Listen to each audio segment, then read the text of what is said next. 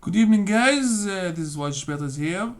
We got a very nice game today from the tournament that has been running, still running actually.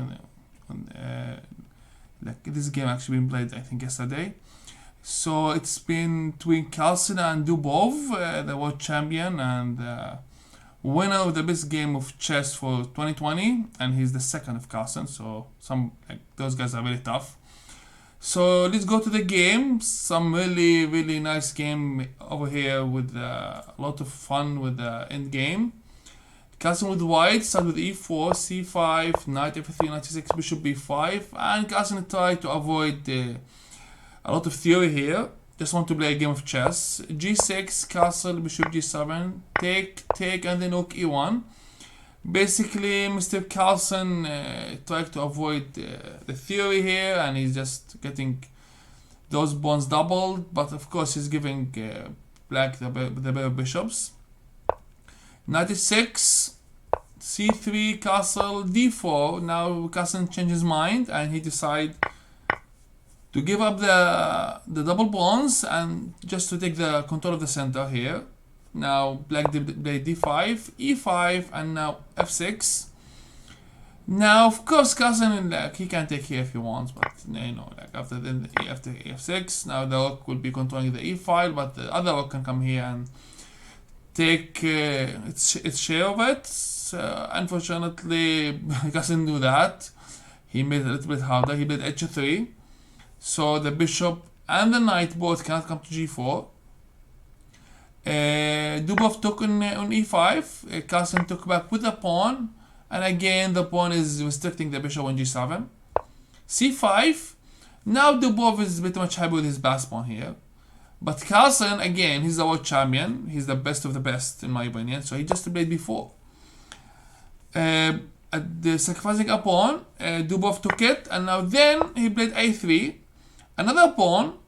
Now if you take the pawn on a3, Carlsen can simply take here and putting a basha on the e7 and the rook behind it, the knight coming to c3, and the rook will be controlling the whole file. Or he can even do it this way.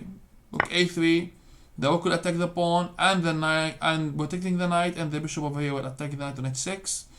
And of course the knight is coming to c3 anyway. So anyway, Dubov didn't want actually to go through all of this. He just simply played d4, advance his pawn.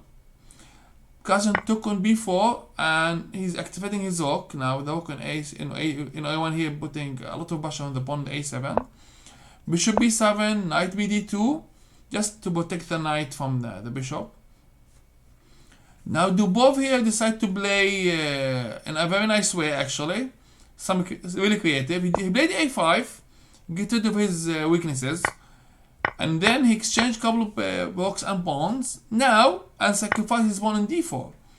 Now what does that mean? That means Dubov looking for an easy game. Now, Dubov played here knight f5.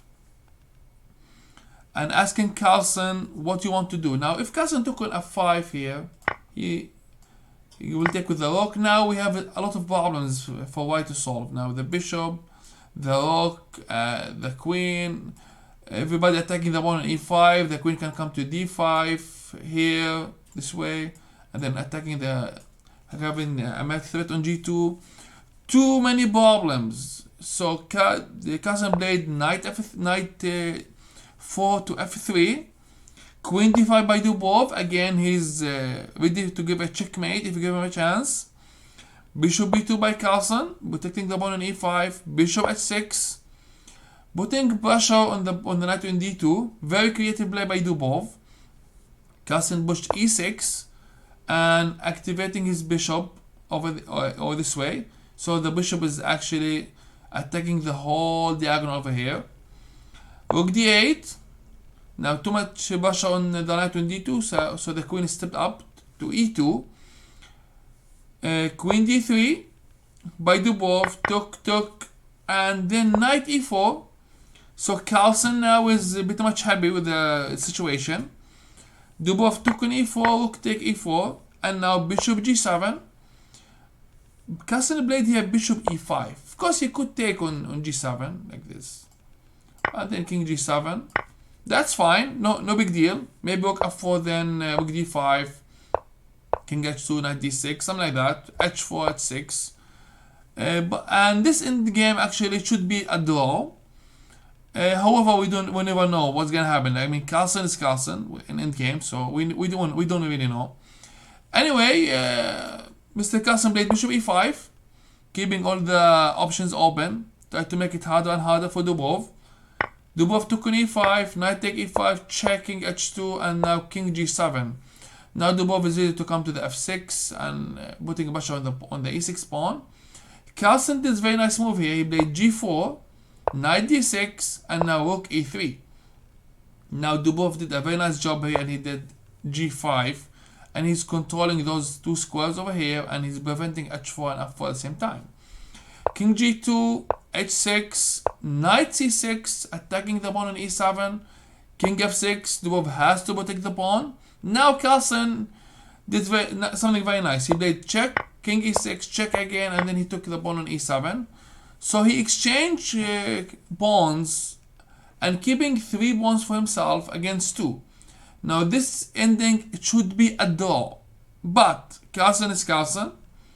Knight c4, rook e4, and now knight d6, attacking the rook again on the e4. Rook e2, rook d3, knight c6, knight f7, rook e3. So Carlsen is asking Dubov if he wants to exchange rooks. Now here's the problem. If you go here this way and then this way, now this pawn endgame is winning for white.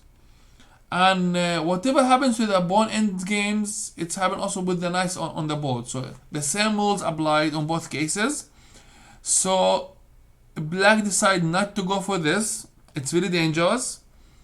So what Dubov did, he just played rook d7, rook a3 by Carlsen, knight h8, knight b8, rook b7, check, king g7, and now knight c6.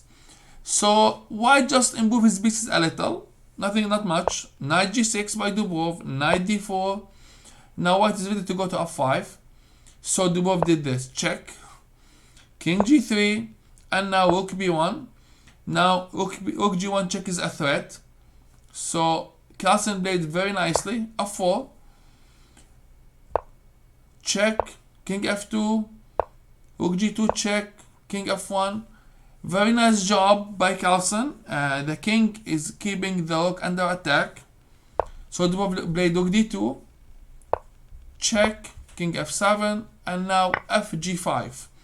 Now Dubov here should take here, and then we take on g5 check. Now yes, Carlsen got 2 pawns extra, but the game is still on. However, Dubov did something very interesting. He played knight f3. This is a mistake, and it's a trap for Carlsen at the same time. So if we play gh6, if Carlsen did that, he's gonna go into check, king g1, check, check, check, check, etc. It's gonna be a draw. So what's happening is Carlsen didn't do that. He played actually g6 check. Now, if you take the pawn with the king, then knight d4 check.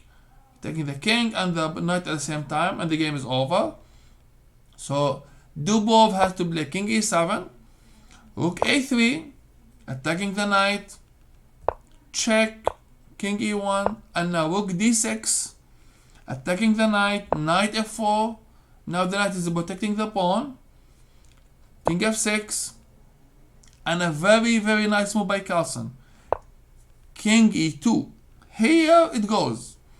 The knight has no squares to go to. The king is pretty much putting the knight on bay. He cannot go anywhere. So rook d7, check, knight h5, and now here Dubov simply resigned because he cannot deal with this threat. g7, g8. Also knight e6 could win as well at the same time with the same idea. A very nice game by Carlsen. I really loved it. A lot of skills in the end game. A very nice way how to win a game when it's actually looks equal and also even a draw. So never give up, just keep going so you may win your games in the same way. Thank you guys for listening, and we'll see you guys later. Bye bye.